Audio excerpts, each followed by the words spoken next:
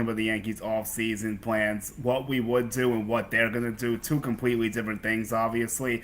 But I'm joined by Chris Stacey. He also posts a podcast on Yankees Universe Pod.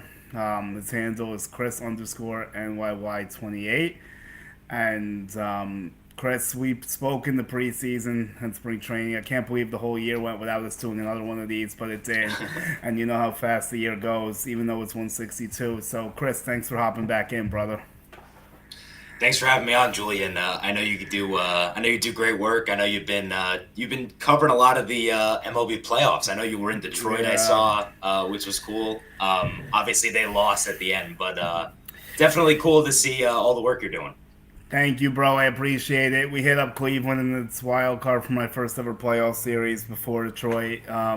So I wanted them to go on, obviously, because we tried to go back out, but they didn't get it done. And we'll get to them later. Actually, we will, because we're going to go through the CSs too, and obviously the Tigers are a factor there of what happened with Seattle. But Chris, first and foremost, like, we're here to talk about the Yankees offseason, what we would do, what they'll actually do, and like the ending of the year was disappointing, but I wasn't really that surprised with how it ended based off just what I thought all year. I'm not sure if you felt any different. And I think the first topic we're going to discuss is James Rosen after we get this little intro going, since there's some news with him.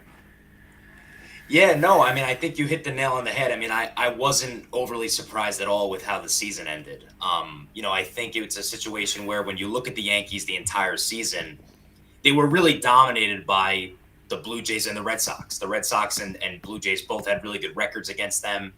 And then in September, the Yankees were able to win a series against Toronto and Boston, and they went 7-5 in that stretch against the really good teams. But that didn't really tell me that this Yankee team was capable of doing that consistently. And you saw in the playoffs, they did get through Boston, but when they played Toronto, it was a total mismatch. And honestly, Yeah. it really shouldn't have been, because when you look at like a talent perspective, the Yankees clearly have as much talent as Toronto, if not more. Toronto just played like the better team, and they've been the better team all year. So to your point, it wasn't surprising at all because of the way the Yankees played against the Blue Jays the whole season. You know, they struggled with them the whole year. That's why they lost the division. Yeah. And the same thing played out in the DS. They could have easily won the division too if they just win one more of those games against Toronto, any blown game against the Marlins or countless other ones that they could have had, easily could have been a different story. Because if they win the division, then they're waiting for Toronto. They don't have to burn their arms against Boston. Then Toronto's kind of playing on the defensive instead of the other way around coming into Yankee Stadium. So maybe they would win in that scenario, but it doesn't guarantee it, obviously. I just think, like, it was a complete failure across the board. Let's address Rosen quick, because he's definitely a big part of this to me. Because, like, we've talked about this too, Chris. Like, they can hit so well in the regular season, and a lot of that is watered down with poor competition, and you get to face a lot of bad teams over 162. But there were situations where they did show up against elite pitching in the regular season, like especially the first 2 months of the year. But then they kind of didn't do that as well as it went on against the better teams. They were basically like 500 against teams 500 or better, maybe 2 games over with that last stretch, but like really not that great against 500 plus. So like that was definitely a problem. It's just like the Blue Jays were a bad matchup for the Yankees for whatever reason, like we kind of talked about. And then like the Red Sox series, I take with a grain of salt because they were very banged up. And the one game they won was because of Crochet, which I kind of expected them to win. So, like, the offense was very anemic in the postseason for the most part, with the exception of, like, maybe 2 games, I want to say. You look at Game 3, they played well. I don't really count Game 2 because that was garbage time at the end. I really didn't take much from that. Game 1, they were non-existent. And then against the Red Sox, they showed up, like, a little bit in the 2 and 3, but it wasn't, like, anything too crazy. Yeah, I mean, I think so. The Rosen thing is interesting, or James Rowson. I might be pronouncing. Yeah, it that might be wrong. Rowson. My bad on that if it is. I think you're right, probably. But go ahead. Yeah, the thing with him is, when you look at the Yankee offense, and obviously he's been the hitting coach a few years, but when you look at the Yankee offense on a whole this year, they were very productive. Like they led Major League Baseball in home runs. They led Major League Baseball in OPS. So they were a productive offense, and that's coming on the heels of losing, obviously, their second best hitter, but probably their best postseason performer in Soto.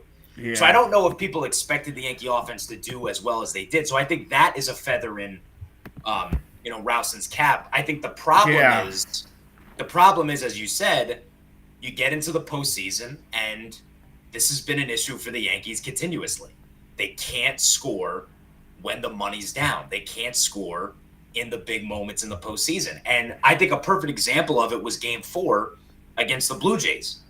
The Blue Jays, they have a fine bullpen. They have a fine team. How do you get shut down by that bullpen? Except for the Judge double in the ninth inning, which was with 2 outs, I believe, in the last at-bat of the season. The Yankees had 1 run against that bullpen. I think Jason Dominguez knocked one in too, right? Right. Well, Dominguez scored on the Judge hit. Dominguez hit the double to lead off the ninth, and Dominguez doesn't get any at-bats in the playoffs. I don't know if we're going to discuss We'll that. get there. We will. We definitely were talking about. But how do you not hit the Blue Jays bullpen? I mean, everybody and their mother was like, Game 4 is the Yankees' advantage because Schlittler is, just coming off the great performance in the wild card series. Now here we go. We're facing the Blue Jays bullpen. We're going to hit these guys. And the Yankees did nothing. So, look, I mean, I don't know. I can't speak on Rowson's, managerial chances. The Twins are obviously a huge, huge rebuild. I don't know if they're going to trade Joe Ryan. They traded everybody else they had at the deadline this year. So it's obviously a big rebuild. So we'll see if he gets the job or not. I don't know. But the Yankee offense was good until they weren't good. They were very good during the regular season. And then in the playoffs, they flopped as they have, many times. And I think it kind of speaks to the approach question. Is their approach in these playoff games the right approach? That might be the question. I don't think it is, clearly, and I think you probably agree with me. And I don't know how much of a Rowson issue that is, or that's just like an analytical department, like the philosophy Cashman wants in the hitters. Like, if you change Rowson, which I'm okay with doing, if like the Twins want to give him a better position or something, or make him like a hitting coach and assistant manager maybe, or something like that. I don't know if we'll actually get the managerial job, but obviously he's trying for it, and the Yankees granted the permission. So, look, if they want to do that, that's fine. I think the Yankees could benefit from another hitting coach again, just because it feels like the message is getting lost in October, and it's not just a him issue. It's been a continuous issue with what other hitting coach they've had. So, I do wonder if it's a deeper philosophical issue of, the analytical department and, what Cashman wants them to do. And, would a new hitting coach even change that much? I mean, that's a question worth asking as well, I guess. Yeah. No, I agree. I mean, I think, the Yankee offense, I think something that you didn't see in the playoffs, and this speaks to more of a personnel issue than a approach issue. That's fair. They didn't have another star next to Aaron Judge this postseason. No, Aaron they Judge didn't. finally. Yeah. I'm happy you hit on this because we're going to talk about this at length. So good job bringing that up. Aaron Judge, finally has his big playoffs. He finally kind of exercises the demons. He has a huge postseason, right? I think he hit close to 500. He was really amazing. He was outstanding, except that one at bat against Gausman. Other than that, he was really good. Everyone has bad at bats, so that one just got microsized because it was a big situation. The Yankees ended up getting blown out after it. He chased his ball for a whole 9 yards, But he did what he had to do. He's not the reason the Yankees lost the series. It's a shame that his good postseason is going to get lost because he actually did have his best postseason as a pro. But unfortunately, it didn't matter because he didn't have a Robin. That's what I've been saying too. If you've been listening to some of my stuff recently, Robin went to Queens in the offseason and they never replaced him, unfortunately. They tried to, they thought they did, but they did not. When the money counted, Grisham was empty. Bellinger was banged up maybe, but did not play too well. And then you have Ben Rice, the same situation. He's a prospect anyway, not really in there to replace Soto, but he did play well against Boston. He didn't have it against Toronto. He couldn't hit the splitter at all. So that's a thing. And we'll talk about his future as well. So that's kind of my general synopsis of what went wrong a little bit. And them not having a Robin was definitely a huge issue because Giancarlo Stanton was a 0 this postseason, which is not something the Yankees have been familiar with during his time. So I'll start there, actually. Do you think Giancarlo should be on a short leash next year? Should the Yankees be ready to cut the cord with him potentially? There's only 2 years left.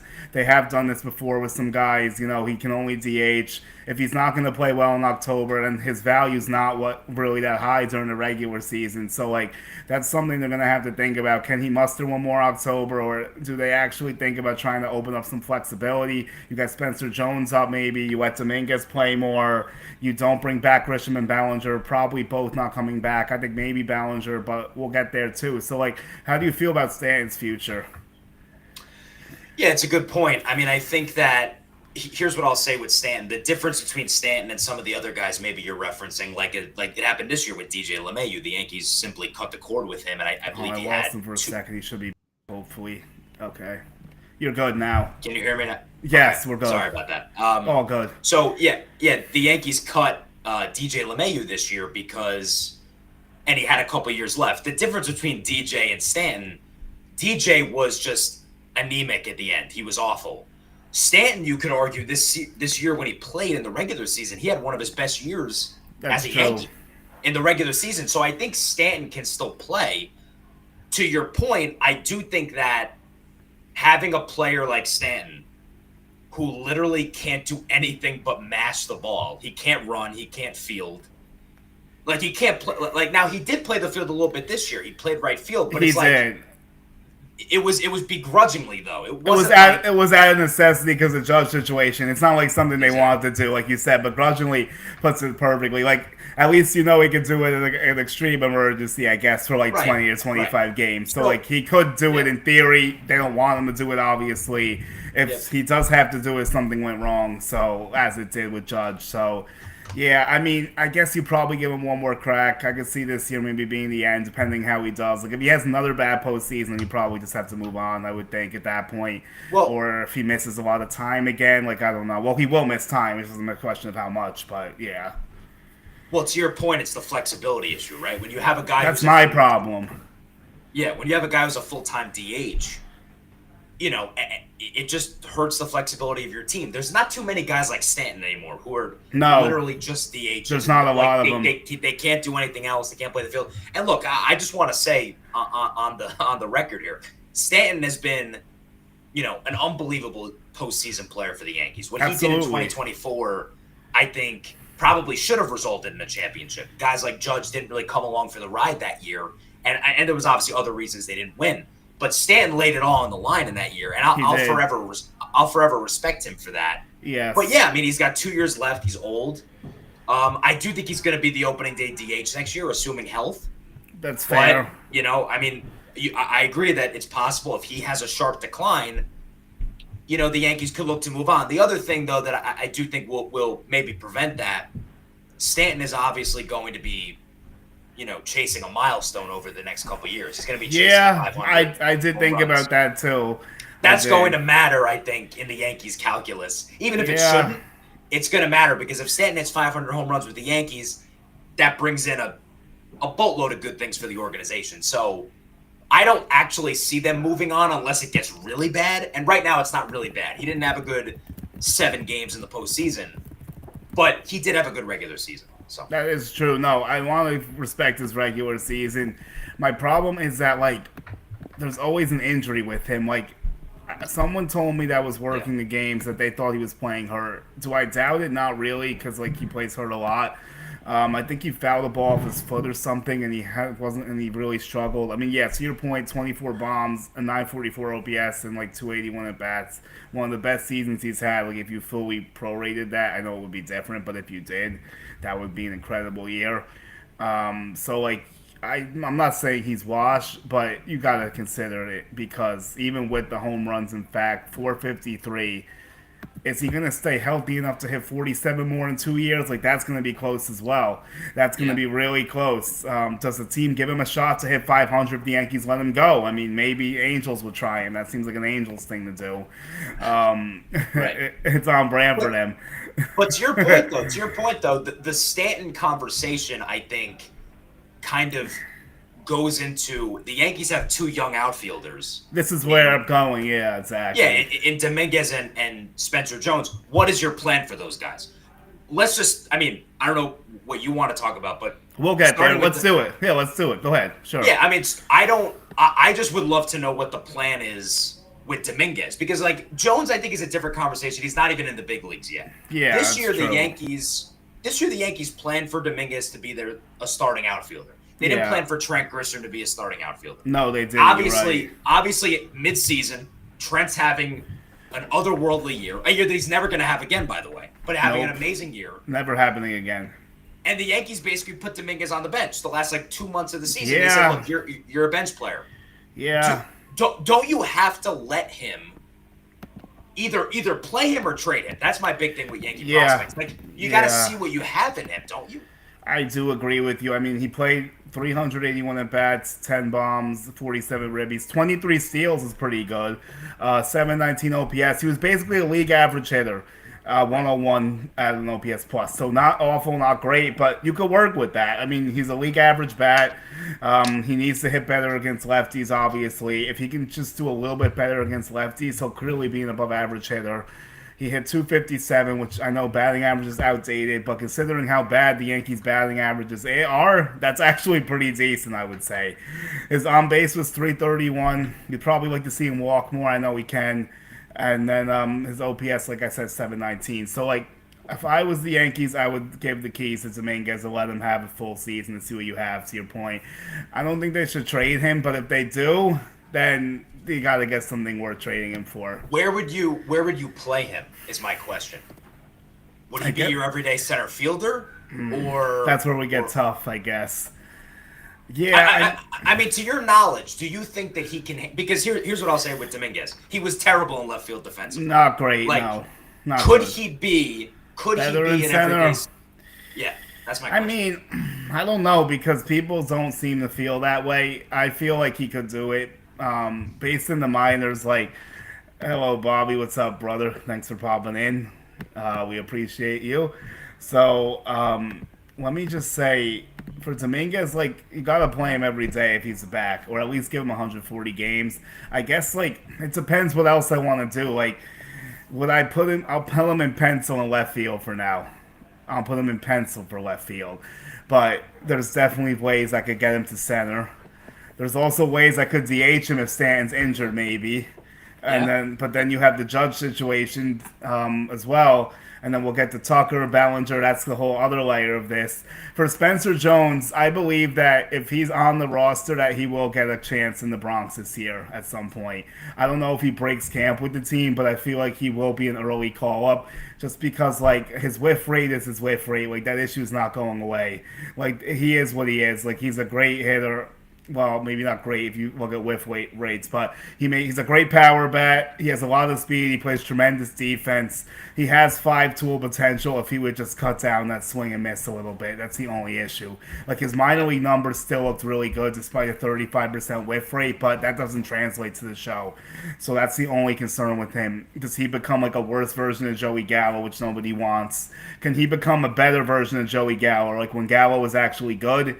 And maybe will be a little bit better than that, less strikeouts, then you have something on your hands there. And I believe we will get to see him as long as he doesn't get traded. Is there a case to trade him or Dominguez? Absolutely. Because it's tough to keep both of them if you really want to compete next year, because you don't know what they're both going to be.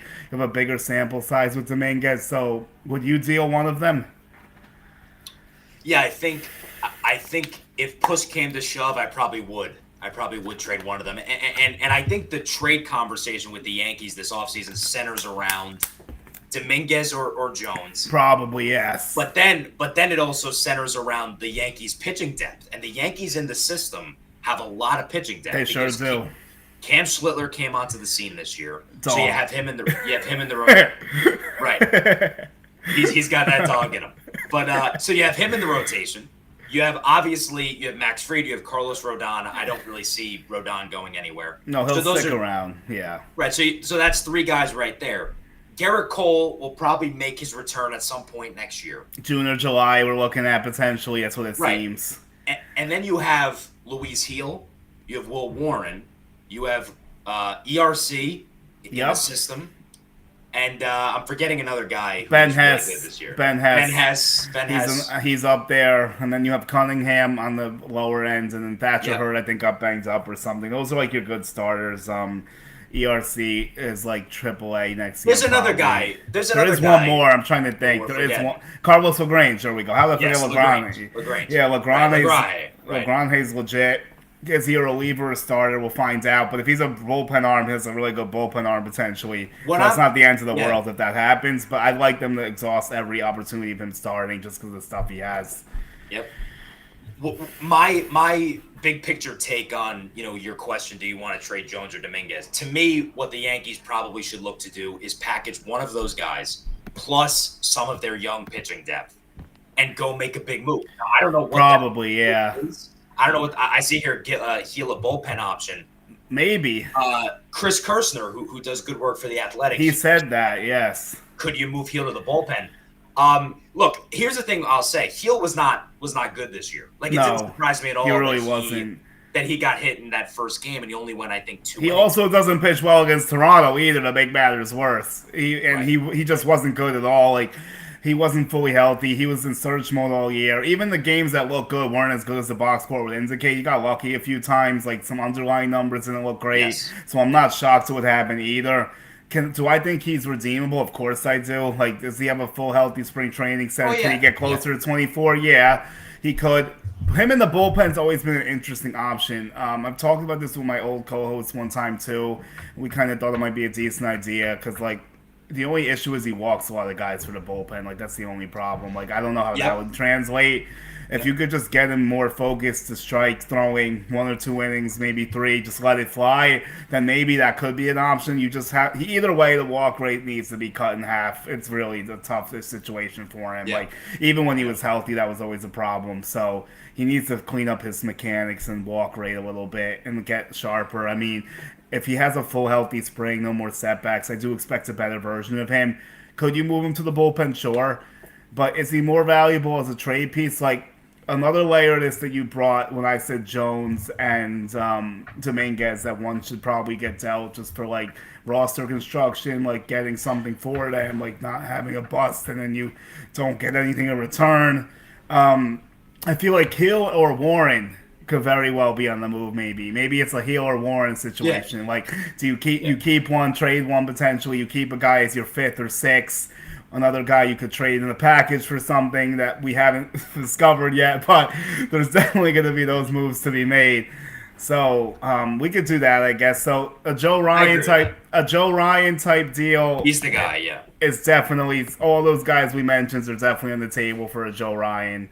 The only guy I probably wouldn't trade is Lombard for Ryan, but like if that really broke it up, I probably would have to if there wasn't much else involved, maybe. But I wouldn't want it to be Lombard plus like another crazy piece, if that makes sense. Like probably just fillers at that point if it was going to be George. But I really think they should probably keep George because the left side of their infield is a huge question mark. So I personally would not trade him unless it was like something unbelievable. Yeah, I mean, I and this goes into the construction of next year's team. I'm pretty worried about the Yankee infield entering next year. Yeah, we'll get that's a big one. That's a huge one. Like when you look at the Yankee infield this year, I was looking at it earlier today. The guys that are projected to start next year. So you say Austin Wells is your catcher, Ben Rice at first, Jazz at second, I guess Anthony Volpe at shortstop, and McMahon. Let's just stick with those guys. Those are the projected starters. Okay. Three of the 5 were below average hitters this year in terms of OPS plus.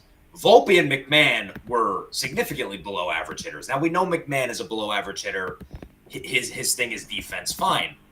But are you really comfortable with this infield next year? I mean, we're happy with Ben Rice. Ben Rice is, I would say, 90% chance going to be the first baseman next year. We're happy with Ben Rice.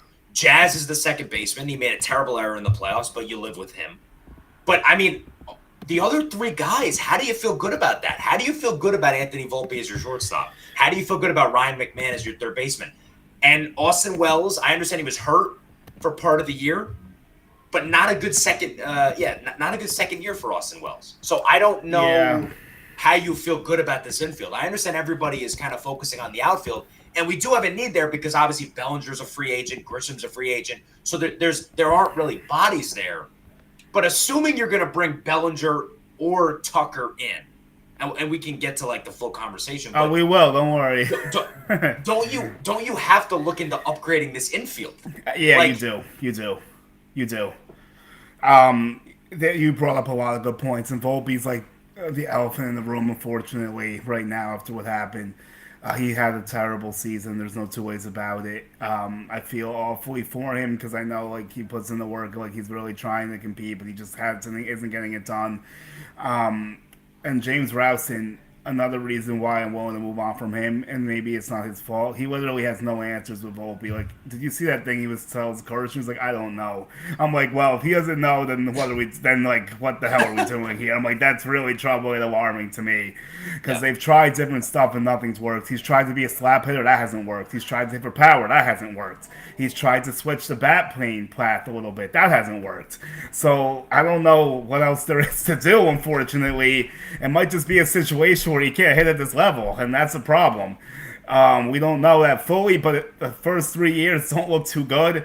Can he find it next year? I mean, maybe. Do I feel good about that? No, I can't say I do, honestly. Like, the shoulder issue or whatever, maybe that'll help him next year if he's fully healthy. His defense did get better kind of later towards the end of the year. I'm not that worried about his defense long term. It's really his offense that's a problem. You can't have him as a starting shortstop next year based off what we saw in October. He had, 15 Ks, like record-setting strikeout performances. Like, it's really just a tough situation. Like, I don't really want to go to the numbers because they're ugly, but yeah, not good. Well, look, what I'll say about Volpe, and I'll try to be fair with him here, but the reality is... I tried my best. Yeah, no, you did. The reality is Volpe should not be this team's shortstop next year. No, he shouldn't be, unfortunately. I'll say two things. The first thing is, he did play hurt. And yes, which I did mention. Clearly you have a partial labrum tear in your shoulder. That's going to affect your play. But the issue with Anthony Volpe has nothing to do with that. The issue is he doesn't know the type of hitter he wants to be. He has no idea. If you watch, because people try to simplify Anthony Volpe. They say, well, he's got to pull the ball more. Well, he's got to do this. He can't do that because he's just not a very good hitter. So you say, well, I think that's the issue. Right, it's like, well, try to pull the ball more. Well, he can't hit the ball. So if you can't hit the ball, you can't pull the ball. So I don't think he has no idea the type of hitter he wants to be, and he's not a good enough bat-to-ball guy to implement any kind of sustainable approach. Right. Now, that's the real issue. If he was a better bat-to-ball, then we can get through this, but he's not. That's a huge problem. And look, a guy like him, you would expect to be good bat-to-ball. Like, you look at the type of skill set he has, you look at the build, the size. Like, typically guys like that are very bat-to-ball oriented, but he just whiffs way too much, and, like, he's not hitting for big powers, so, like, the strikeouts are not helping out. Not that they ever help out, but, like, let me phrase this better. It's not like he's Judge or Stanton striking, or, like, even Riley Green, to a less extreme example. He's going to strike out over 200 times, but he'll hit you 30-plus home runs. He'll drive in 100 RBI, and you'll live with that because he does other things well. You can't say that with Volpe because he doesn't do anything else well offensively. Yeah, look, that's the problem. I'm on your page. I think shortstop probably is the Yankees' biggest need. I'm serious. I think when you look around baseball, I mean, the Dodgers have Mookie Betts playing shortstop. That's like kind of questionable, but yeah, I get it. The point I'm trying to make is shortstop is arguably the most important position on the field. You can't win a World Series. You can't win a World Series with this kind of production at shortstop. You just probably can't. Not. No, I do agree with you. Yeah. So to me, the Yankees, and I don't know if we want to get into this now or not, with like the, like what I would do. We will. The Yankees. We'll get there. Yeah. Yeah. Go ahead. I mean, you can spitball and I'll go off you. So, like, what is your solution to the Volpe problem? Because I have like two solutions. Maybe one of them's more realistic than the other. But go ahead. I want to see if you have any other thoughts than I do. Well, yeah. I mean, I think a move the Yankees could make, and I will agree with you. Well, maybe not agree with you because I don't know what you're going to say, but we'll see. I don't believe the Yankees are going to do what I'm going to say. Fair. I think they should sign Bo Bichette. Okay. And the reason for that is, and look, I looked at the numbers, and I'm going to go through the case as to why it might not be the best move, but it also would be the move I would make. Go ahead. the case against him is he is a terrible defender. This year God he was awful. Minus 13 outs above average. Like, that's tough. First percentile, like really bad. Yeah, not good. Why I don't think it's a death sentence though for this particular Yankee team is Ryan McMahon. If you watched him this year, he gets a lot of balls in the hole at third base. Yeah, he can mask Bo. He can mask Bo a little bit. Incredible range. I think if you put Bo Bichette on the Yankees, I think the defense would still not be good, but it would be passable. That's fair. That's a good point. That's a good point. And the other thing is the Yankees have needed a true leadoff hitter, literally for ages now. Yeah, ages. So you're leading off Trent Grisham the whole season, and eventually that turned out to not be good enough, and that makes sense. Trent Grisham's not leading off for a World Series team, and I appreciate what Grish did this year, but when you look at Bichette, he's been very consistent, high average, and it's not just that. I think he has like a career 120 weighted runs created plus. He's like a 4 to a 5 WAR shortstop. Yeah, I'm looking right now, actually. Yep, 122 career. Good stuff, Chris. He's a really good offensive player. 20 WAR career, yeah. Yeah, and I think if you lead him off, all of a sudden he gives you a different element at the top of your lineup. Because if you look at the Yankees this year, what they ran out there in October, Trent Grisham is trying to hit home runs. Cody Bellinger's trying to hit home runs. Judge is trying to hit home runs. And you need home runs. Home runs win you game. Jazz, basically all of them if you think about it. You need a different look. You need a different look. And that's a big thing. Provides that. Now, again, the defense is not good. But to me, if you want to really change the Yankees, go sign Bo Bichette and lead him off. And all of a sudden, your offense is going to feel different in the postseason. It is. So yeah, look, I can get behind that supportive. I can support that idea to a sense. I don't know how much. Here's the issue though: how much are you giving him? He's going to cost a large deal, and Toronto's not going to just let you wrestle him away. You're going to have to overpay to get him too. That's the other problem. I don't know if they would do that, but what deal would you give him realistically? Let me try to check his age because I meant to look. He's 27. He's going to be 28 next year. Yep. So I took a look at SpotTrack. You ready for this? I took a look at this. This is the contract that they have as his market value. I don't know how realistic this is, but it was fairly close with Soto and other people. So here's the contract they have. 8 years, $186 million. I did see that. 23.3 average annual value. Look, the 8 years kind of sucks, but 20 million average annual value? Is that bad? I mean, no. I mean, he doesn't play great defense. I know that. But here's the other thing too. I was looking at this earlier. I don't have it up anymore. The Yankees this year.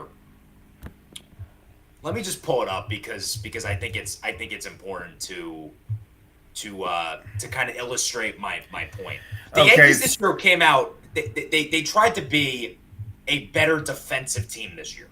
That was their goal, right? We're going to be a better defensive team. Now, this is my point. They weren't really. I didn't think so. I did not think so. Right. This is just one metric. But according to Fielding Bible, which is a good website for defensive runs saved, in 2025, this past season, the Yankees were 13th in baseball in defensive runs saved.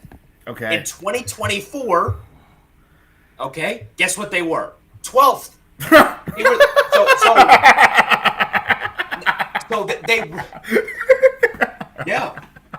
So they were. I'm not even surprised. Surprised. They made it look better because Bellinger was there instead of Soto, but overall it was the same exact thing basically. That was just semantics basically. Well, that was the big change. Bellinger, obviously, a big upgrade over Soto defensively. But the infield wasn't actually good defensively. Outside of McMahon. Which we got later in the year, so that's a little bit skewed. Right. Okay, so he says 7 years minimum. Bo, no shot. Yankees are not going there. I probably agree. They won't go that high. No, I don't think they're signing Bichette. He's saying he would do it. We have to specify what we would do and what we actually think. So here's another one. No shot on Bo or Tucker. I disagree about Tucker. I think there is a chance to get Kyle Tucker. Now, I don't really see as much. I mean, I'll ask you this because you're the you're the insider here. Have you heard anything, I guess, on the Yankees' potential interest in Tucker? Because I'm curious myself. It's really early in the process. I haven't really started doing Obviously. that yet. So, like, be honest, like, I don't have any inside information there. I don't Got it. Okay. now, but all I know is last year they tried very hard to trade for him, and everyone knows that. But like, the Yankees Yeah. did try to do it. They wanted Healing Rice apparently. When that all that stuff was going on with Soto not being there, the Yankees were definitely in on Tucker. They've liked the player for a while. That's all I know. I know they're going to at least be in those discussions and make some type of offer. The question is that enough to get it done?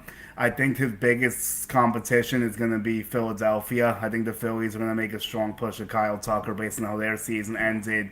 Do the Dodgers go in those waters again? I mean, you can't count them out, unfortunately. But do they try some deferred contract as possible? Does he take it? Probably not. But they might try. I think the Giants will give their annual "we tried" offer, and he won't take that. Although they did get William Adames last year, they finally did get someone, and they traded for Devers. So like they are making moves, but they did not materialize. I think the Cubs are not really involved with Tucker. They'll say we tried offer, he won't even sign it. And the Mariners could be a dark horse if they wanted to spend money. That would make them really scary. I doubt they open up the checkbooks like that. And Toronto could be a dark horse maybe. That would be really scary. You know, they tried to get the big players, and they did lock up Vladdy now. If Kyle goes to the Blue Jays, that would be a juggernaut.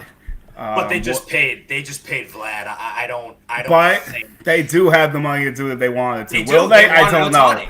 They want The Ohtani. Blue Jays are loaded. Those owners are very well off. Like they own the Rogers Center and all that. Like they have, and they have like a bunch of money out there. So will they? I don't know if they'll be in those issues, but in those talks. But that's my general synopsis of the Tucker sweepstakes. Do you think any other teams could be involved that I missed? I guess the Mets. You can't count them out, but I doubt it because they just paid Soto all that money, and that's a lot of money to invest in the outfield. And they've got Alonso on, coming up, so they might have to. I don't know if they're going to pay him or not. They didn't want to pay him last offseason, so yeah, that's a whole other discussion. But they do have him. They do have him to deal with. And I don't think Pete's a fit for the Yankees. By the way, I see a lot. I don't really see that. I don't think so see either. that. I'll just to get that out of the way. Let me ask you this though about because I think this is. I mean, we've been going for like 40 minutes and we haven't kind of. To me, the crux of the Yankee offseason, part of it is Tucker or Bellinger. What should be? Well, let's respond to the comment here. It's about Bo. That's why I did it. Want to trade for Bo and started talking about it in May. Then Toronto got hot and they obviously won the division. Bo on defense will make us miss Volpe. Defensively, yes. Yes, but offensively, you will never think about such Volpe a big difference. if Bo Bichette. I mean, Bo is putting up like 3 to 4 WAR seasons. Like you said, there was one season that was like 4.9 on FanGraphs. So that's factoring in his defense. He's still giving you 3 to 4 WAR even with bad defense. Although one of my Blue Jay fans told me he's very stubborn about not wanting to move offshore. He doesn't have a good arm. He doesn't have a good range. So he really does nothing well defensively, just so we're aware. But his bat is really good. Well, something that I think, and this might mean the Yankees don't get him if they're even interested. Something that I think is going to be a storyline for next offseason. Now, there's going to be a lot going on with the potential lockout. We're not going to get into that. Yeah. Jazz Chisholm is a free agent at the end of next year. Right. And George Lombard is in the system. Yep. So with the Yankees next offseason, if they had Bo Bichette, try to move him to second base and play Lombard at shortstop. It's possible. Because obviously the defense is a big problem. You need to be good defensively at shortstop. I understand that. Yeah. But here's the other thing. Here's the problem. Anthony Volpe last season was not good defensely at shortstop. No, now you want to tell me it was because of the shoulder? For 4 months he was abysmal at shortstop defensively. Like it was hard to watch. So again, if Volpe was like this perfect defender, I'd give it to you, but he's not. Yeah, no, and he had 2 defensive run saves and a -7 OOA, which is awful for him. So, like, to your point, he did not play a good defensive shortstop. So this is my friend Zach. He's on Twitter, too. He's checked in on YouTube. So, Zach, shout out. You're watching them way behind with Stanton, roster flexibility, injuries suck, but Marlins are paying most of the contract, like $20 million in the next 2 years. Yeah, they are. So like, the luxury tax hit for Stanton's not that bad. I have to check it on Spot Track. I guess it's not even a money issue anymore. It's just like a roster flexibility issue of like what else they could do if he wasn't there. And it's like, is it worth carrying him all year, just hoping he can play well in October when he didn't play well this one? The luxury tax hit is $22 million for the Yankees, which is kind of low, honestly, to your point, because it factors in all the other years, too. But I guess, like, from the cents and dollars this year, it's like, it would only be 15 technically. So that's definitely interesting. Oh, no, it's only 2 years left, Zach. He won't be around for a third. There's a club option that obviously gets declined at that point. So he'll only be around for 2 more years. This is an interesting question, Chris. I thought about this today, and I want your take on this. Cashman and Howe haven't had their presser yet, and I mentioned that the Tigers and I think the Cubs did some type of thing, and the Phillies maybe. Do you believe that's odd? What's cooking? Will Boone be fired? Like, why are we waiting so long for their annual swan song of dance of like the failures, what they need to do better, what they won't do better, what they'll pretend will be better but it won't, and then like, oh, we try, like it's a crapshoot. Like I could read it off the prompter right now. I'm honestly, I don't even care that much about it, but it is odd they're taking this long. I agree. It is odd that they're taking this long. I'm going to say this right now to your audience and everything. I would be stunned if Aaron Boone is let go. Stunned. Because I too, but I would not be against it for sure if it were to happen. Let's just put it that way. I want everyone to know that. Like, I've had enough. Here's the thing with Boone. Boone has been the Yankee manager a long time now. Boone's been the Yankee manager 8 years. How many more years are we going to do the same old song and dance? Like, if you look at the Yankees' last 3 managers, right? They had Joe Torre, they had Joe Girardi, they had Aaron Boone. Mm-hmm. Joe Torre was Yankee manager for 12 years. Now, he won 4 World Series, but he was Yankee manager for 12 years. I lost him again for a second. You got me back now? Or? Okay, yeah, we're sorry fine. about that. Joe Girardi was Yankee manager for 10 years. Joe Torre was Yankee manager for 12 years. Yep. Both those guys won World Series. How many more years are you going to give to Aaron Boone? I don't know, bro. I don't have an answer. It should be, like, his time's been up. It should be up. Like, it's just not the way the Yankees are ran anymore, unfortunately. Like, I'm not going to go into the whole father and everything, but everyone knows what I'm thinking. Yeah. I don't need to be the dead horse there. This is a funny one. This comment here. Yeah, I mean, trade for Tatis or Acuna. The Braves are not option. The Braves are not trading Acuna. Acuna probably. Yeah, I don't know where that's coming from with the Yankees trade rumors for. Now listen. Oh, we have some news actually. Hold up, we gotta interrupt the show. Mike Harkey and Travis Chapman will not be returning to the coaching staff, so there's our first bomb of Yankees coaching news. Well, that could. So maybe there's more stuff coming. I don't know. Well, listen. I mean, if something happens with Rosen, then that's another guy you got to replace. Yeah, Chapman's like whatever to me. Chapman was the infield coach, so I just wanted to mention that. So obviously the Yankee infield this year was actually pretty bad defensively. Yeah. So I understand that. Mike Harkey is out the door. Look, this is the. Am I going to go on a Boone rant? I don't know. The Yankees. If you want to go ahead. Well, this is what I'll say. How many times are we going to change this coaching staff? I mean, Aaron Boone has had 65 different, third base coaches, first base coaches. I mean, when Boone took over, I think, was Pena still on the staff? I mean, I guess he got let go at the end. He was a Girardi guy, so I'm not fully sure how that went. I know we had Mendoza, and obviously he moved on to the Mets. He was a great coach, obviously. Right, and then Espada went to Houston, obviously. And there's been other guys. Josh Bard was the bench coach the first year. I believe he was a one and done, or maybe 2 years and out. Yeah, All-Smith is there now. Is he going to be safe? Like, is he looking around for something else? Like, I don't know. Let me see if Andy dropped anything else while we're here. But the Tatis and Acuna comments, it's just like, I don't understand where all that stuff's coming from. I really don't see that as being possible. Like, if they want to shop them, sure, you obviously make those calls. But, like, maybe the Padres, they want to free up some money. I think there's a better chance, not a good chance, but, like, maybe a better chance of that. I also disagree that Tucker's not athletic, by the way. I think he's shown that he can run and have some good defense, but like he was hurt this year. Tucker's athletic. That's I think an incorrect thing, and maybe we should. Well, let's just do this first. Andy Martino tweeted out 17 minutes ago, a bit of a shakeup in the Yankee coaching staff. Longtime bullpen coach Mike Harkey and first base coach Travis Chapman are not returning. Now, here's what's interesting, Julian. He says other roles being discussed. So what does that mean? Okay. I mean, maybe that's why we haven't done this yet. That's probably why they're trying. Yankees hitting corner Jake Hurst could be in the mix for the job on the ML staff. Hitting coach James Rosen seen as a legitimate candidate for the Twins managerial opening. Martino dropped that at 6:53, so he's spinning right now. He's cooking. Let's see. Okay. Yeah. So other roles being discussed. Let's have some fun with this. What other roles do you think are being discussed? I guess Rowson, obviously, because he might be going to Minnesota, so that one's an obvious one. I assume Matt Blake is safe. What are your thoughts on that? And I think he should be, personally. Well, look, I agree with you. Matt Blake has a good body of work. I don't think Matt Blake did a particularly great job this year. Something we didn't mention. That's fair. The Yankees lost in the playoffs. Like, obviously, the offense has its problems. The Yankees lost in the playoffs because they couldn't get anybody out in the Toronto series. That's Even fair. the game they won, I think they won like 9-6 or something. Yes, they did. You're right.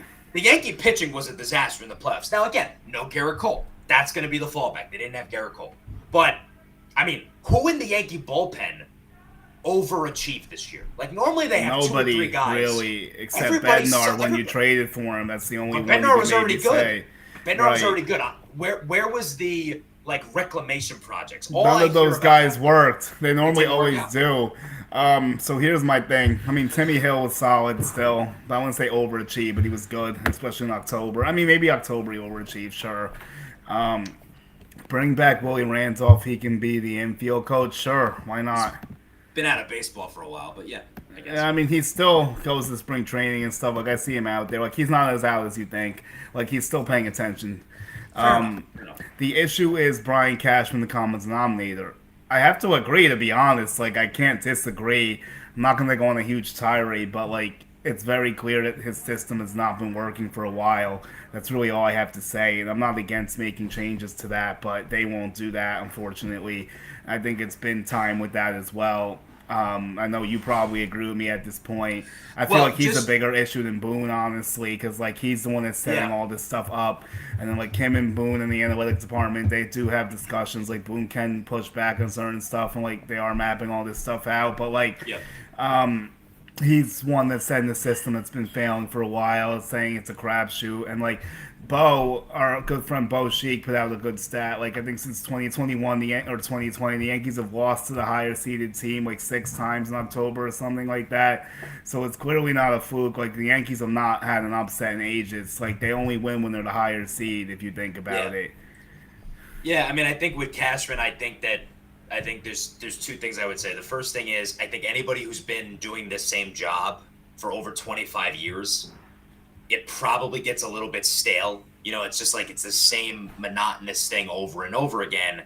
And I think even if Brian Cashman has had a successful career, which I think you could argue he certainly has. Yeah, he has still, despite the recent failures. He still has a successful career as a GM. But the bottom line is when you look around sports, coaches get fired or move on who are great coaches. Bill Belichick got fired from the Patriots. Yeah. Andy Reid got fired from the Eagles. Yeah, it happens. Joe Torre eventually left.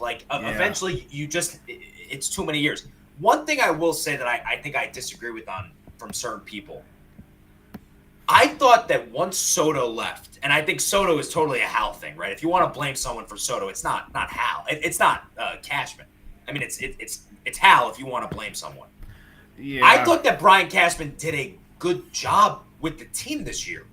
Like, if you think about the moves he made in the offseason, I think a lot of them panned out. I think this was the first year where I thought that Aaron Boone really did a poor job. Aaron Boone kept saying, like, this is my best team, this is my best team, this is my best team. Well, if it's your best team, then how do you go out in a whimper against the Blue Jays? Yeah, I didn't really appreciate him saying that consistently when that just wasn't true. Like, I mean, maybe he thought they had the most talent in the room, but like they were not the best team he's had. That wasn't better than the 2017 team, although that Well, team I'm saying talent. overachieved. I'm saying talent. Talent-wise, maybe. But I still disagree because Garrett Cole wasn't in the room. So how could that be your best team if Garrett's not in the room? I just completely disagree That's with fair. him That's fair. there. But, like, I think that Matt Blake was a little bit hamstrung, to your point. Like, he didn't have the right personnel this year. Like, the rotation was very good, all things considered. He had to use Stroman and Carrasco for a few starts. Nothing you can do about that. Clark Schmidt also goes down. That was also killer. The Yeah. bullpen, like, I don't know what happened to the bullpen. I understand letting Harkey go because that thing was a disaster this year, and he's been around for a while. I thought, like, the personnel looked good on paper, but it didn't execute in the bullpen. I mean, Devin Williams was a huge problem, even though we figured it out late.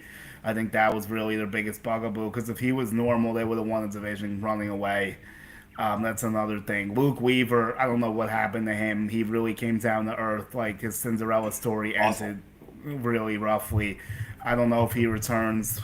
Would you bring him back on like a small pillow deal based on how poorly he pitched? He probably won't need that much money to return. Devin Williams, I actually would retain, but I don't think they will. But I would do it just because like he did show up when they needed him to, and that does matter to me. The problem is the contract with Williams, right? Like, I don't think they're gonna do it. Yeah. I mean, he might get a really, obviously he was not very good this year, but the reality is he's got a track record of being a really good closer. I still think he gets at least 10 to 12 million a year, or maybe that I might be lowballing it. Yeah, maybe 15. He might get 15. And the Yankees won't do that. I think Luke Weaver and Devin Williams both are not going to be Yankees next year. Yeah, Luke Weaver might be gone too, especially if he's starting. If he's talking about starting, that can't happen with the Yankees. I'm not interested. He might get the Clay Holmes. I'm not interested in that at all. Neither am I. He was not a good starter. Like, I don't need to see that again. What do you think? Well, I guess let's address this comment here. AJ Preller. Well, AJ Preller is insane. That's why I wouldn't rule out Tatis completely, just because like maybe there is a window there. Do I expect it? No, but what is his It's huge, but he's really young though, so it's not as insurmountable as you would think. Because like I'll check it, but let me see what it is. Let me see the AAV. He has 8 years left. The AAV's low. The AAV is 24 million. That's very low for a player of his caliber. But again, it's a 9-year contract, so you'd have to. But he'd only turn 35. But the only good thing is that he'd still only be 35. So like, it's not that insurmountable.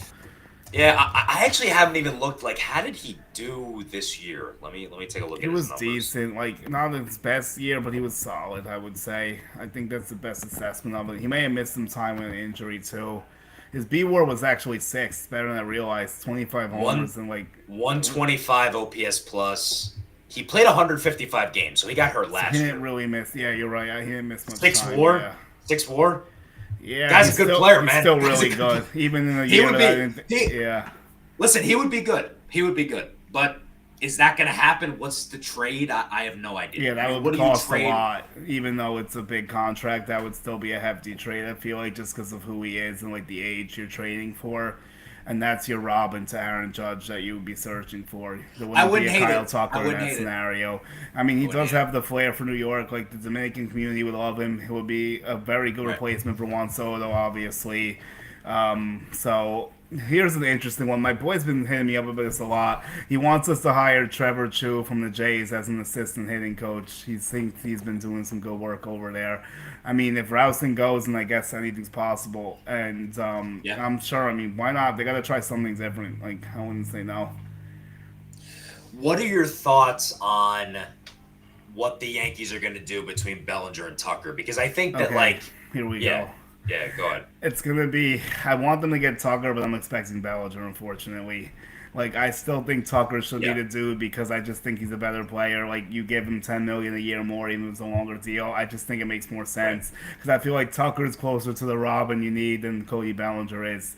I feel like if you bring back Bellinger, it's a lot of status quo, and I'm not really a fan of status quo right now after what happened this season.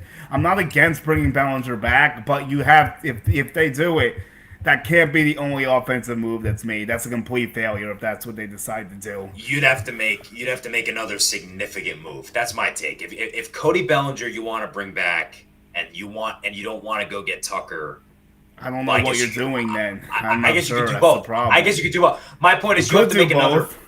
You have to make another. They big won't, move. but you could. I mean, if they did both, that'd be great. They won't, but like you could. You have to make. You have to make. I would another get Tucker. big move. I would get Tucker. I would get some bullpen arms. Like I like Rochelle Iglesias. I've been talking about him for a little while. I could see the Yankees Okay. signing him to a deal, maybe. Yep. Let him be the 7th or 8th inning He's guy good. behind Bednar. You're gonna have He's to good. replace some dudes. The free agent reliever's a little bit interesting, but he's the guy that I'm looking at. What I would say with Tucker, the Yankees, I think, need to be, and Kirshner, just to call him out again, he did mention this, so I'm not. This isn't an original thought. The Yankees need to be prepared for the fact that one day Aaron Judge is not going to be this special of a player because he's going to decline at some point. Yeah. And I think what the Yankees need to look at is, okay, if Aaron Judge next year, God forbid, starts declining, where are you as an organization? Because there's no heir apparent. There's no heir apparent in the system. It's not like you could be like, well, he's out the door. Not out the door, obviously. He's slowing down, and now we got this next guy. You can't say that. I mean, Yeah, because we don't know about Spencer Jones don't yet. know. They're And going he's to the want only it to guy, be Spencer right. Jones, but we don't know yet. Right, That's he's the a only big guy you unknown. can draw Right. to because he has the size. He's a lefty. Like, he does some stuff is similar, but, like, yeah. Listen, I agree with you. I think Tucker is a move that the Yankees, if they're really serious about winning, they need to sign him. Yes. But the just to play a little bit of devil's advocate, I relatively agree with you.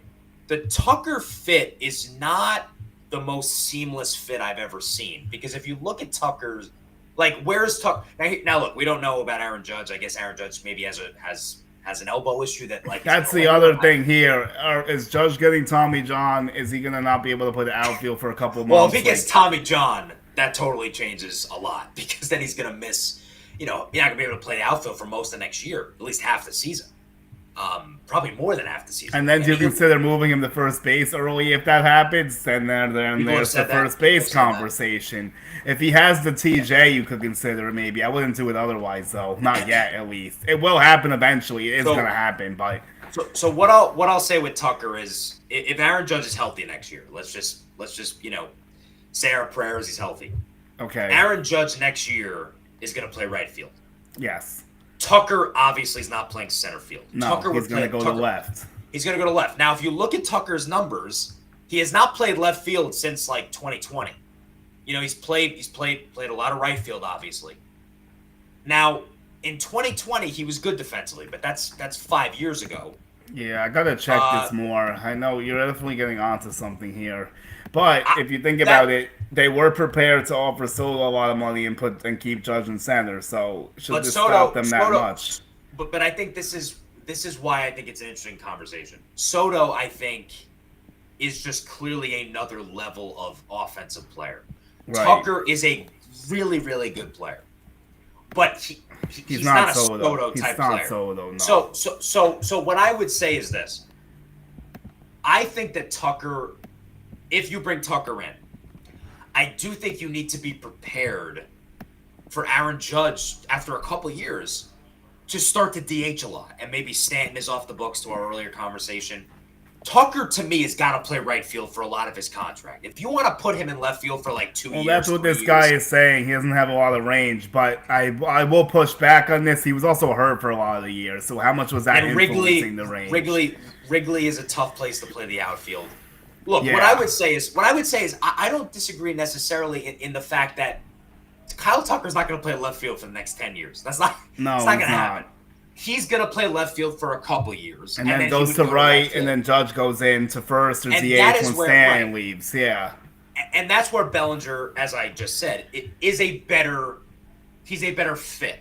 He can play left field defense, very easily. He's a better fit, yeah. Right. I think the issue is...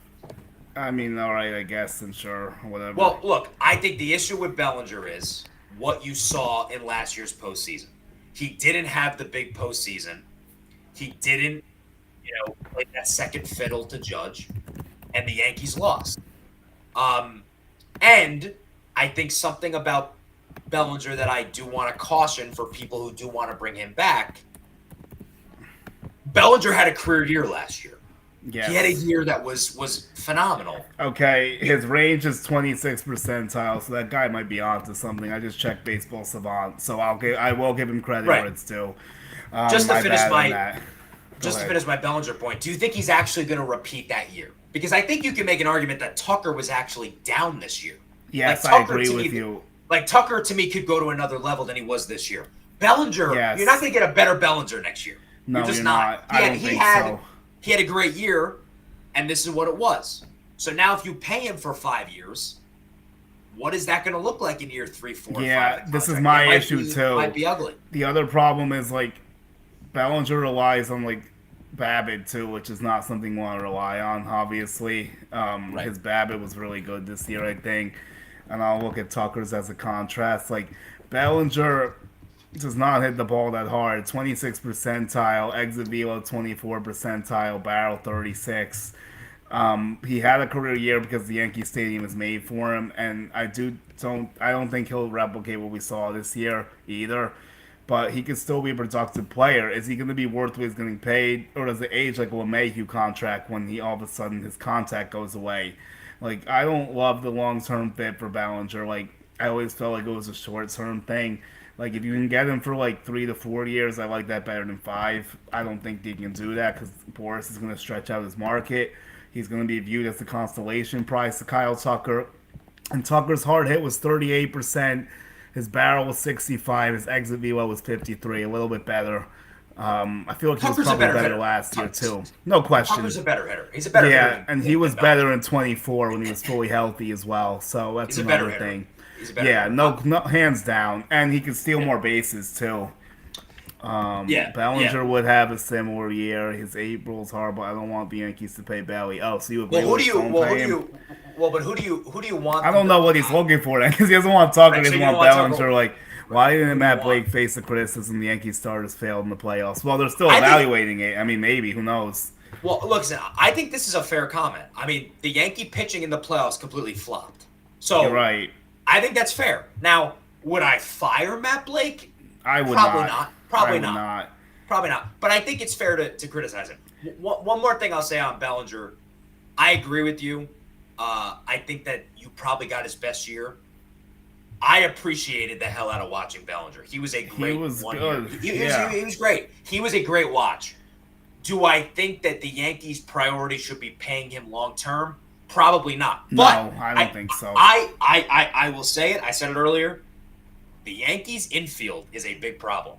If you think that you bring in Tucker and that solves all your ills, you're wrong in my opinion. I agree with you 100%. So, no, look, do you really blame Matt Blake for Max Fried having nothing? No, like, that's more of a Fried issue to me because Fried had nothing. Like, what is Matt Blake I don't blame him for do? Fried. I don't blame him for Fried. Fried, crapped the bed, to not curse. Fried crapped the bed. It's all good. Fried was awful, and that's on Fried. Rodon was awful, and that's on Rodon. But what about the bullpen? Yeah, there we go. What was that Luke Weaver? What was that Luke Weaver thing? I'm not defending Luke Weaver, but Luke Weaver in his interview was like, well, we're working on some mechanical things. Like, Matt Blake deserves some blame that this bullpen was abysmal the whole season. That's fair. Even when they got Bednar, the bullpen was still bad. They couldn't figure out Jake Bird. They have to fix him next year, hopefully, because he's under contract for a while. Not good. In the minors. Camille Duvall actually showed up to his credit when he needed to in October. He got better. That was a good surprise, so I think that's a good thing he could build on for next year. So we'll give them some credit for shaping up Duvall. But they had a rough postseason, yeah. So, I mean, yeah, Carlos Rodon, it's Carlos Rodon. Like, you're going to get a lot of good and you'll get some bad sometimes. Like, that's just who he is, unfortunately. Gillen and Warren aren't great. Young players should be improved. Well, Warren, I would argue, did improve. It was his first year in the bigs, really, fully. Luis Hill got injured, but I understand. I understand Hill regressed. I wouldn't say Warren regressed though. I think he kind of just flatlined, honestly. Like, I think he could be better next year. And Will was put into an impossible situation in that game one. That was in that game two. That was not anything good, no matter what. Like, you can't blame Will Warren for that. Like, he was put into Mission Impossible. Like, first and second, no outs, Vladdy on deck. Like, what was gonna happen down 5-0? Like, there was no good outcome there. He wasn't gonna come in there and strike out out the side. Like that just wasn't gonna happen. He had a pretty good year one, in my opinion, Will Warren. Let's see what Will Warren looks like next year. That's what I would say. Yeah, I'm okay with him unless he gets traded. If you want to trade him, you could trade him. But I agree. I'm just saying for a year one where he didn't even think he was going to be on the team. Yeah, I'm okay. I don't have any issues with him either. But here's my blueprint. Long story short, I'm going to trade one of Jones or Dominguez. I'm going to trade one of Hill or Warren. I'm going to put them in a package to get a starting pitcher like a Joe Ryan, or we're going to get a position player with control, maybe in the infields again. I don't know who. That's the problem. Infield trades are kind of tricky. I'm not sure who's really out there. The guy that I think you would do. Let's hear it. I think he has some issues. Is Quan? Oh yeah. Because we know at the deadline he was available. Like they wanted to move him and they didn't. And Quan, look. That is a perfect guy for the Yankees, actually. If he checks all the boxes that the Yankees need to get better at. Athletic, check. Well, defense, check. Put the bat in the ball, check. Move a runner over, check. Not strike out in a big spot, check. Steven Kwan actually does make a lot of sense, if we're being honest here. Do you know what box he also checks? Let's hear it. Cheap. He's cheap. Oh, yeah, that too. How does it have to pay him? so they would love him. They would love him. Look. That's the type of deal you do Warren Hill, you do a Jones or a Dominguez, maybe like another good player, and then you do like a fourth for a filler. That's worth entertaining. I would do it. I mean, look, if you go out and get Quan, look, I would sign Bichette. I know that's not going to probably be a popular opinion. If you told me that the Yankee offseason is we're going to trade for Quan and Bo Bichette's going to be at shortstop, sign me up. I think that's a good offseason. You have Quan, Bichette. Yeah, the leadoff spot, too. We didn't even do that box, but that's the clearest 100%. Check out of all of them. So, Steven Quan checks about 5 to 7 boxes that we're looking for, so that they better call them up. Yeah, you have to at least call them. Like, there's no reason not to. If you don't sign one of the big guys, which they should sign. So, I would rather them do that than sign Bellinger, honestly. Like, that's more worth it to me. Like, that's going to make them way better. Steven Quan would make them a better baseball team. Let me see how many years he has left. But look, I like Quan. I just want to check for. Okay, so now we have this from my friend Blaze here. This is a good point. The Yankees need to focus on finding guys to Rule 5 or signing minor league free agents. The Jays managed to do it with Clement and Nathan Luke, so why can't Cashman? It's a good point. And we lost Whitlock to Rule 5. There's been a few others. I mean, he's trying. They just haven't really panned out. Cam Schlittler was a 12th round draft pick. We got to give some credit there. Like, that was not a guy who was supposed to be as good as he was. So that's a huge win for player development. I think the ERC trade was good, even though Narvaez went off. I do think ERC is going to amount to something. I think the Legrand signing was obviously good at the DR. They signed him for like $10,000, so that was obviously a steal. The Rule 5, they haven't done great with that. You are right. They haven't really found anyone great in the Rule 5 per se. So I guess they could try to do a better job there. I don't know how many picks they get a year. The Rule 5 is interesting. It depends like how many open roster spots they have. Sometimes you don't get that many picks. But yeah, the Jays with Lucas and Clement and like other stuff, yeah, they did a fantastic job. There's a few other comments in here. Wow, these comments are getting hot. Holy shit. Tucker is a better hitter. Both contracts are going to be bad. I take Luis Robert on a 1 year 20. Just doesn't. Well, I mean, you take Luis Robert, but then what else do you do? Yeah, you have to do a lot more than that. Like Robert is a good center fielder, though. He is definitely a good center fielder. Yeah. So, yeah. But he needs to hit a lot better. Hasn't hit well in many years, but yeah. Is Mickey Romero from the Red Sox including the Rule 5 drop? I hope the Yankees can find a way to get him. I don't know. It depends if they add him to the 40 or like I have to check reference. Check the Fangraphs tab on Baseball Reference. Fangraphs tab on roster resources, then you'll find your answer if he's eligible or not. I don't know if they would add him, but okay. Here's a Jazz question. You could take this one, Chris. Do you guys have any interest in... Yeah, this is from John McMahon. Do you guys have any interest in trading Jazz away? He's entering his walk year. Will the Yankees give him a long-term contract? So it's a two-part question. No, I don't think the Yankees are going to pay him. I don't. I think that the Yankees will probably let him walk. Would I trade Jazz? No, because who's playing second next year if you trade Jazz? I get people are mad at him because he made that error. I wouldn't trade him either. Yeah, newsflash to people. Like, the Yankees were going to lose that game, I think, regardless of if Jazz makes that play or not. This was not Game 5 last year where if, like, one of three things happens, they win. They were probably going to lose that game anyway. Jazz this year was a 30-30 guy, and he missed a month, and he didn't steal bases for a month when he came back. He's good. Is he a winning player? Is he a guy that you're gonna trust in a postseason? No, but we don't know. Yeah, it hasn't been great the last two. Two postseasons, and he hasn't been great. But he did hit a bomb in Game 5 last year that got wasted. He did show up there, but again, it got wasted. He did. What I would say is, I don't believe the Yankees are going to pay him. I do think it makes sense, though, to bring Jazz back next year, partially because, guys, he's our best infielder next year. Who do you trust in the infield next year more than him? No. So I would bring him back. I would definitely bring him back. I actually think they might pay him just because, like you said, what's the solution if they don't? Like, what they do? That depends if they bring in someone else and Lombard goes to short or whatever. You'd have to add someone else. So, like, I feel like they actually might. I know that apparently there were some talks about him getting extended, but they didn't do it. What they do with this offseason, maybe? I don't know. Do they wait to see in the year next year? An extension would be good. An extension would be good because I don't want to watch Jazz hit 40 home runs this year, and then his market goes through the roof. Yeah, I would probably overpay him or don't sign him. I would probably do an extension. I actually would do an extension. I would, personally. Maybe you give him 5 for like 120 or something. I don't know if I'm in the right ballpark, or like a 5 for 125 or something like that. Yeah. I hear you. I don't love Jazz, so I probably would not extend him. I just think if you're going to bring him back, I would rather extend him to let him play on his walkie. That's what I'd say. Yeah. Because then you have another Gleyber situation. So replace Jazz with Nico Horner. Is he available? I don't know. Horner's been rumored to the Yankees for 3 years, and there hasn't been any traction on that still. But I don't know if he's like close to a free agent or whatnot. But like, he's a good player, but he doesn't really hit for pop. But he does a lot of other things. Like contact, defense, speed. Like, he checks all those boxes.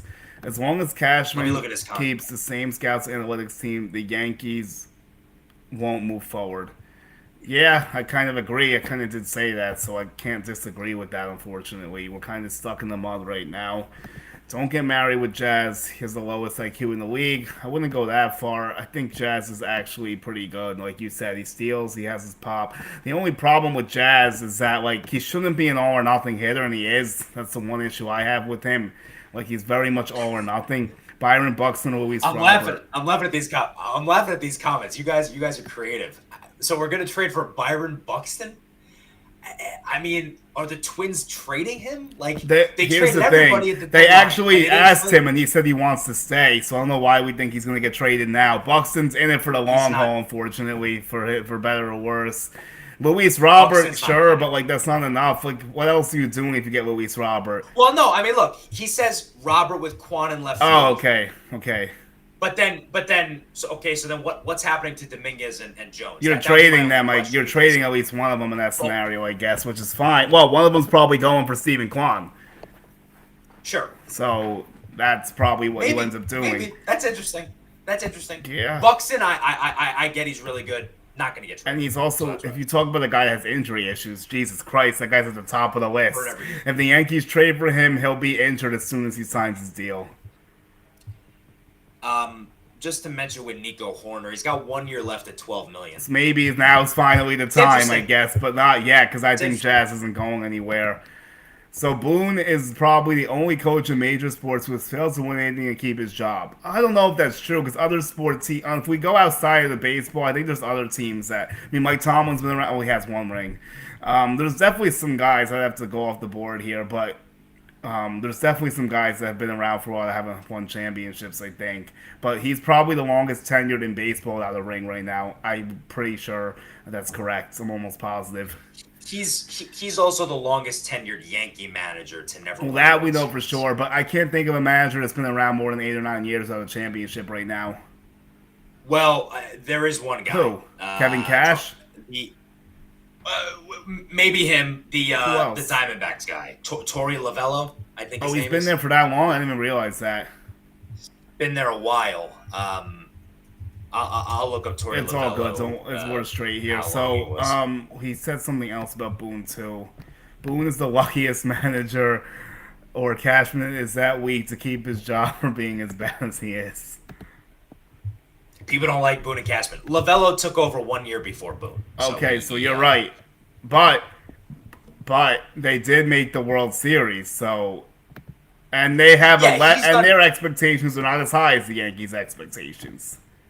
Nowhere near. So I think Lovello's all right, but I know they did spend a lot of money and then they kind of failed this year, so I get it. But his seat might be getting hot too, honestly, if they don't play better next year, because like their last 2 years have been very disappointing. So we'll see. So like another guy I think could be a good trade target. I don't know how you feel about this one. How about Pablo Lopez from Minnesota? I feel like they would trade him. I think he could be a nice guy in the middle of the rotation. He could be like a solid 3, maybe a 2. If Cole's not there, you could put him between Fried and Rodon, take some pressure off Cam. And then when Cole comes back, you could have Cole, Lopez, Rodon, Fried, and Cam. Yeah, listen, I like Pablo Lopez. What I would say though, generally, is unless I'm getting like an ace, I don't know how much more we really can invest in this rotation. Like if you look at the rotation, I get what you mean. Cole, Fried, and Rodon all making big money. Cam came up and was really good. Heel and Warren. The system. So like I just don't know how many guys we want to throw at the rotation. I hear you with Lopez. He's probably available. Definitely available. And he's good. I think. And he's good. Yeah. But I just, unless we're getting a really, really big time arm, I just want to see us take our chips and kind of push them towards offense. Because to me, we have. Would you trade for would you rather use that asset for like a bullpen arm? Maybe maybe we trade for a guy like Yeah. Look. What about the Suarez from San Diego? Something like that. Would that interest you? They gotta. It would. I mean, they gotta figure out the bullpen, man. I don't. Outside of Bednar and I guess Doval, I don't know how you feel good about the bullpen next year. Chris Sale for Luis Hill, the Braves would do it easily. I don't know about that. I'm not sure the Braves would do that easily. Quan, Judge, Rice, Robert, Jazz, Stan, Wells, Horner, McMahon. Hitting Robert cleanup is definitely bold. But yeah, I mean, if we could get Quan, Robert, and Horner, yeah, that's not going to happen because Horner I don't think is getting traded. Look, if you want like a bold take, I do think Quan there's a real chance. Maybe, yeah. I didn't think about it. I didn't think about it until you brought it up. Like I know he's obviously available, probably, and like I understand why it would be a good fit, but you don't think of him at the top of your list like when you're making up these trades because of like I know he was available, but like if you're looking for he doesn't have star power, but he has like what you want power. Like that if that makes sense. Like there you go. Yeah. This is a good question, and this has been thrown at me a lot, and I know we've discussed this. How smart is it to roster 3 left-hand hitting catchers? Who's the dumbass that came up with that idea? They need a righty. They need a righty bat at catcher. Yeah, I feel like they'll probably handle that this offseason. Now, let's go with Ben Rice. Do you want Rice catching or you want him at first base? I personally want him just hitting, but we can't have that luxury with Stanton. Look, I think Austin Wells should face competition next year. That's just my opinion. That's fair. I don't think handing Austin Wells the catching job and being like, all right, it's yours to lose, buddy. I don't think that's fair. And look, I have concerns about Rice at first base. Me too, which is why I said the thing I said. And look, I mean, we didn't mention this guy. I know our friend Bo would be mad at us. One of the guys we didn't mention, there's probably not much of a chance, is Murakami from Japan. Oh yes, Murakami. There's also a guy I like more than Murakami. Maybe the guy. Right. I was looking it up before. Yeah. I don't want to say the name wrong, but I'll get it. Murakami could be a shot if you open up first base completely and you make Rice a catcher, I guess. Would they be willing to do that? I don't know. I would take a look at Murakami just for fun. I don't know if they'll actually sign him or if the Dodgers get rid of Muncy, but I know he is interested in the Yankees for sure.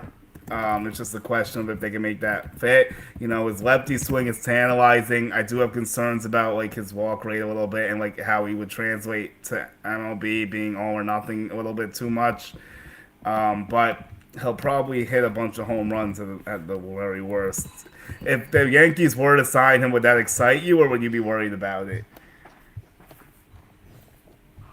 Which guy? Muncy? No, not Muncy. I mean, maybe that's an option too, though, low-key, if the Dodgers take Murakami. Oh, no, Murakami. Listen, if you told me next year Ben Rice and Wells are going to be your two catchers and Murakami's at first base, that would excite me. Because to me, the Yankees need to make upgrades. They need to make improvements on last year. They can't just say, well, you know, we like where we are, and we're going to bring back a lot of those guys. By the way, the guy you were mentioning is Kaz Okamoto. There we go, yeah. Drew a blank there. He is a righty masher, and that would be really good. Yes, that's why. That might be a better fit than Murakami. I agree with you. I think, look, the Yankees need right-handed bats. They've nobody from the right side outside of George. Yeah, I think that guy could be worth the look that you just mentioned. That might be a good idea. And they're saying Murakami has a similar profile to Jones. Well, yes and no, because like Murakami doesn't have speed, he doesn't have athleticism, but the swing and miss and power is still there. He's hit a ton of home runs in Japan though, which is a professional league. That's the difference. That's true. Jones is hitting against AAA pitching. Yeah. This guy's hitting against Japanese pitching, which is better by a lot than AAA. Yeah, that's a good point. So do you think Murakami would translate well to the league then? Are you a believer of his? I'm not gonna act like I'm an expert on his game. I haven't watched him a ton. I just know that a left-handed slugger from Japan who wears number 55, that would get the fans excited. Hey Matsui, how we doing? It's been a while. Yeah, right. It would get people excited. And look, I think the Yankees need to make an upgrade in their infield. I'm gonna keep saying it. Okay. You could bring in Tucker. I think they need to make an upgrade. All right, let's talk about it. So here, speaking of infield, this has been on my mind lately because of the success we've seen. Did the Yankees regret not signing Jorge Polanco in the offseason instead of keeping DJ in the roster? That's a clear, resounding yes. Anyone that says no is a fucking idiot. Excuse my language, but yeah. I mean, how could you not regret that? Polanco's been killing in the postseason. DJ LeMayu's out of baseball. Like, that's a no-brainer to me. Like, the Yankees should have obviously signed Polanco. It was another big miss from the massive, Yankees, and it's massive. A lot of it is because the owner is not. He's not as committed as he needs to be. I'll just say that. If the owner was as committed as he would need to be, he would go the extra mile to get. The thing is, he doesn't know baseball. That's the problem. He does not know baseball. Like, that's the real issue. He's not. No, that is 100% true. I'm not debating you on that. Look, Polanco is not a great player, but he's having a great postseason. The Yankees. He did have a good year, though. His OPS is over 800 this year. Polanco was pretty solid this year. No, listen. He would have been a big upgrade for the Yankees. They should have done it. They should have done it. Everybody knew they needed infield. Remember, we were talking in spring training. We were like, man, this team needs a third baseman. They needed third baseman. Bro, they didn't get they one. needed a third baseman for 2 years and ignored it for 2 years. Honestly, like. And then they got Ryan McMahon, who I can hit better than. So I don't know. You know. That's why. You're where you're at. Yeah, because you could have put Jazz in third, you could have Polanco at second, and it would have been way better than whatever ended up happening. Right. Defensively, that might have been a problem, but yeah. Yeah, not the cleanest defense, but that offense would have been so much better. Think about if you had Jorge Polanco instead of the empty at-bats we were getting for our third baseman for 4 months. That's like a 2 to 3 win difference right there. I agree. So, and that wins you a division. So we'll wrap up here. I'm gonna say who had knee surgery? Polanco. Oh well, he was a DH for a little bit, but I guess. But we still checked in and I don't know, whatever. But yeah, you're right. He did. Right. Yeah. But the point is, Stanton missed the first part of the season though. That's what you have to realize. Yeah, Polanco could have been a DH in essence. Yep. So they needed a DH. Wow, They yeah, needed it a could have DH. worked out. Although Ben Rice was playing So, well at the DH, but still, whatever. well, I mean, him and Goldschmidt could have platooned like Yeah, they could have figured it out. I do agree with him. Okama is a better fit. I did say that. Yes, I think he's a better fit than McAmurray. Um, that's fair. so That's fair. let's close down. So if you want to address this infield, like how are you doing it? Like what guy you think could be realistically come in? Well, I said Bichette. I do think Bichette would be a really good ad. I don't know how realistic it is. Um, I think that what the Yankees probably are going to do is I think they will bring in competition for Volpe, but I think it might be in-house competition. I could see them in spring training being like, look, the shortstop job is open between Caballero and Volpe. I could see that. Like I could see the Yankees legitimately making it a competition in spring training rather than just replacing Volpe from the Yeah, team. I could see that So too. I did. That was the route I I was don't gonna think bring up because I don't I think don't think he's gonna get released or traded personally. he's not. Look, I don't think the Yankees are going to make a ton of moves in the infield. I think that this Yankee offseason comes down to, do they make a trade for a hitter like Quan? And if they do that, then what is the next move? Like, for instance, if they had an offseason where they re-signed Bellinger and they traded for Quan, and your outfield next year is Quan, Bellinger, Judge, That's that's a good. hell of an outfield. Yes, look, and that's a scenario I could support bringing Bellinger back in, but I can't support bringing him back in and leaving the outfield bare with what they have Right. now. That's what I can't do. But if you got a Steven Kwan, then sure, bring Bellinger back. Like that makes a very good defensive outfield, and then you have two guys that put the bat in the ball a decent amount, even with Bellinger. So like that would help things. In the infield, how would you feel about giving Trevor Story a pillow deal? Like if the Red Sox didn't retain him somehow, because I feel like that's more realistic than the Bo Bichette route maybe. But again, I don't know if Boston's Is gonna. He is a free agent. I think it's an option. I don't know if Red Sox will pick it up, but there is an option there. Trevor Story. I just want to see. I actually had no idea he was a free agent. Well, they do have That's Marcelo Mayer crazy. waiting in the wings, so is it possible they decide to let the option go? I mean, maybe. So there's a player opt out is what I'm saying. How much money It's a, would he be leaving it's on the a, table? he can opt out with 3 years, 55 million remaining. So he's basically making like 20 million a year. I don't know if he would opt out. That's like a close call. I mean, he could maybe get more, but I don't know. Yeah. Listen, I wouldn't hate it as much as people might hate it. I worry about the injuries a lot with Story. That's I mean, this fair. was like what, his first full season.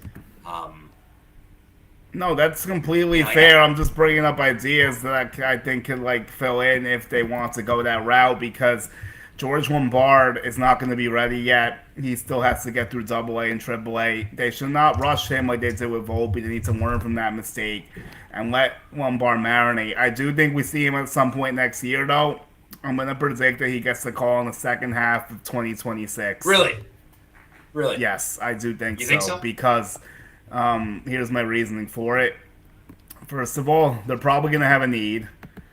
Second of all, like I think that he can start in Double A this season. He can take what he learned this year, apply that, have a better start to the season. And also, another thing I mentioned in other shows was that the hitting in the Eastern League across the board was like really low. Like the OPSs were only around 700 for most teams, and most teams were even below that. So it might just be a league issue. It might not be a George issue. Like the hitting's been getting tougher in that league. I'm not sure if they're messing with the baseballs again because AAA has like crazy hitting and like the pitching's not that good. So like, I think he can have a good 1 to 2 months in Double A to start next season. He goes up to AAA and then so forth and so on. Second half of the season, he does enough to make a spot at short. Maybe it's third, depending if McMahon sticks around because I think he can play a very good third base too. Although he's an elite shortstop, so I think you could see him next year maybe, which is part of the reason why I didn't like the McMahon deal too, because now you have him for 2 more years. Like, what's that going to look like? And then other free agent options, I just had them, damn it. I think there's one that might make sense for us, actually. All right. How do you feel about Willie Castro? I know he's been discussed a lot. Yeah, I mean, Castro I was big on last year, just because of the versatility. Not really a guy you want though if you're just asking someone to play shortstop. And the Yankees actually Yeah. they have a lot more versatility on their roster now. When they went out and got Caballero and maybe they bring Rosario back. And then So Oswaldo too. um Like I think there's and I think Oswaldo there's comes a back. situation where Yeah. you could platoon Volpe with Oswaldo maybe because Oswaldo can hit righties and Volpe can hit lefties a little bit better. And then that would Yeah, kind but of that's not that would gonna kind of mask Volpe a little bit because he wouldn't play him as much. And then Caballero could be in the just mix too. I could see it. They just throw all three of them in the ring and say, "Go get it," like you said. Maybe I wouldn't be shocked. I could see it. I could see it. That would not make me happy because there's just no offense. But Well, Ozzy could hit righties well. He just can't hit lefties. right. But it's still not Yeah, no, great I offense understand what you from mean. the I guy. get it. Yeah. But I was gonna. All right, so Willie Castro's out. IKF is definitely out. Luis Hassan Rengifo is not really a shortstop. Go ahead with Hassam. Hassan Kim is a name. He's probably going to opt out of his play, or he's going to opt out of his option, and maybe he could Yeah, I know the be a Yankees name. did kick the tires there. The only issue is, you think he's gonna leave 60 million on the table? I don't know. He didn't do much this year. I feel like he Yeah, opts in. that number is high. I'm not quite sure why he has a $16 million option. That's a pretty big Well, number. Tampa Bay did a very Um, strange deal with him. It was like a 2 year thing with yeah, like they didn't pay him a lot last year, but like he gets a lot this year. Like I don't know, it's kind of an odd one. And yeah, then I get it. yeah, it was weird, but like it was a 2 year, $29 million deal. Yeah, I don't know if he's leaving 16 on the table. Unfortunately, I don't think he's a bad fit, but like I would be stunned if he leaves 16 on the table. There's one more option though. You won't love it, but it's, and there's a big issue with it. That was a couple reasons why it would never happen. Yeah, this list kind of sucks. So to be honest with you, like I don't know the solution. That's why I'm talking like this. Like I don't know if Trevor Who's the Story is name? gonna leave 25 million on the table either. So who's the name? Who's the name you were looking at? All right, it's Miguel Rojas. Very old, right? How old is Rojas now? That is not even the biggest issue. Him and Jazz Chisholm hate each other. I didn't even know that. I guess from the Marlins days. Yeah, there's some beef there. Um, Yeah, I mean, look, I think from the names you mentioned, I think that if you want to bring in Castro, I think that would be maybe interesting. Although I don't think he was that great this year. no, Willie he Castro. wasn't, and like, he's not really a typical shortstop either. So like, I don't really know what that's. He's not. You'd have to trade for someone I'm not thinking of maybe, but I can't think of anyone that's a trade option that's short because no one wants to trade shortstops.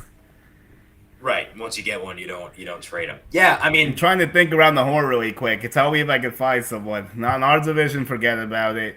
You go to the Central, Bobby's not getting traded. You're not Colson Montgomery's not getting traded.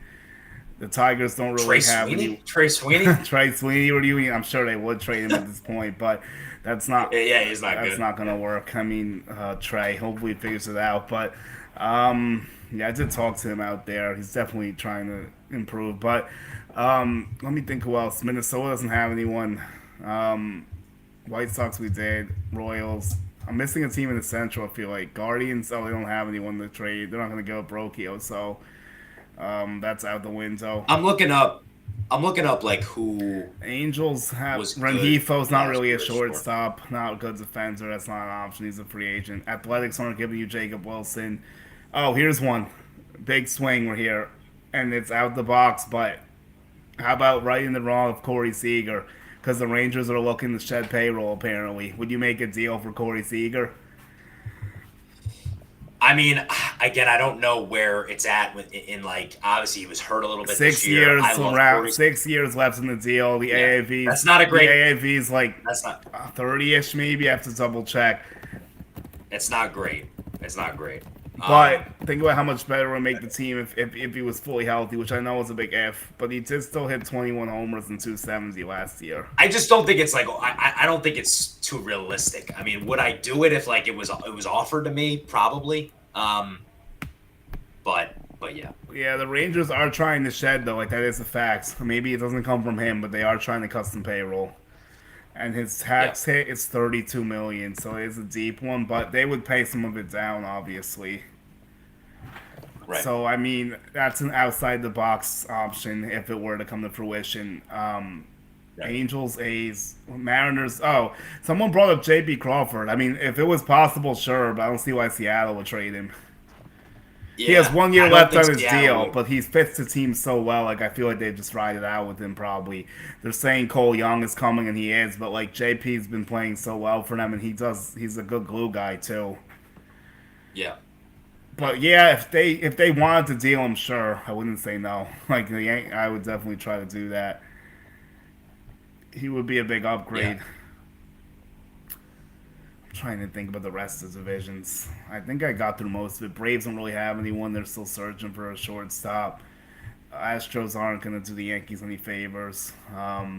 The only guy I see here that you could really, and again, I don't even know if this would be possible, is like Mason Wynn on St. Oh, Louis. maybe if the Would they Cardinals trade wanted to him? deal him, I don't know why they would, but like that's not a bad idea.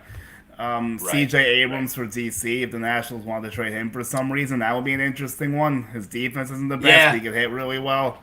Good.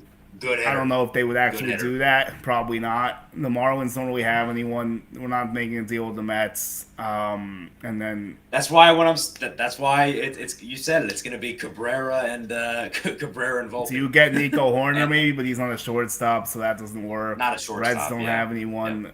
Pirates nothing. Cardinals Mason Wynn, interesting idea. I'll give you that's some creativity points there. um, the Brewers aren't going to trade Ortiz, and he's like not even that good anyway. West Diamondbacks, Ketel Marte, anyone? Well, Not a he's a center shortstop, fielder, but right? well, he's a second baseman. But Second no, I baseman, don't right? think there was some rumblings there. I doubt anything would happen there, though. He's like too Right. He wasn't important to happy them. last Yeah, year. I mean Yeah. that would be a crazy deal. I don't even care if the positional fit. If you could get Marte, you somehow get Marte, but like that's not going to happen probably. The Yeah. Giants have nobody. The Dodgers aren't doing a trade with the Yankees to give him a shortstop. I highly doubt it. Maybe that Asian guy would be interesting, but they won't trade him. The High Sun Kim or whatever, but they're not going to deal him. The Rockies have nothing. I mean, they actually do have a good shortstop, but they're not going to deal unless they're the one guy they won't trade. They're not going to trade Right. Tovar. That wouldn't make any So sense. far, yeah. Padres, nothing really there. Unless we don't want Bogart's contract is absurd. That's not happening. Yeah. No. They would love to trade him, but that's not going to happen. Right. Right. So I'll end you here, Chris. Give me your predictions. Who's going in the World Series? Will the Mariners hold off the Blue Jays, and do the Dodgers inevitably go back to the World Series? Yeah, I mean, starting the AL, I guess. I mean, obviously the Mariners are already up 2-0. I think the Mariners are gonna finish it off. I think the Blue Jays, when they weren't playing the Yankees, I think they were a little bit overrated, and I think that Seattle, that crowd is gonna be it's gonna be an amazing scene, honestly, because obviously they haven't made a World Series. I think Ever.